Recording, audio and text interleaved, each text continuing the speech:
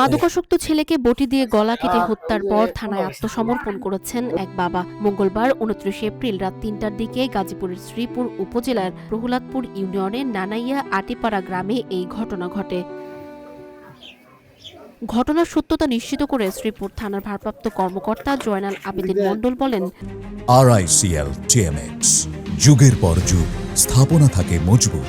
নিহত মোহাম্মদ আনোয়ার হোসেন শ্রীপুর উপজেলার প্রহ্লাদপুর ইউনিয়নের নানাইয়া গ্রামের মোহাম্মদ আলীর ছেলে। তিনি জানান, রাত ৩টার দিকে পারিবারিক দ্বন্দ্বে মোহাম্মদ আলী তার ছেলে আনোয়ার হোসেনকে গলা কেটে হত্যা করেন। এতে ঘটনাস্থলেই ছেলের মৃত্যু হয়। এ ঘটনার পরই বাবা মোহাম্মদ আলী শ্রীপুর থানায় গিয়ে আত্মসমর্পণ করেন এবং হত্যার বিষয়টি স্বীকার করেন।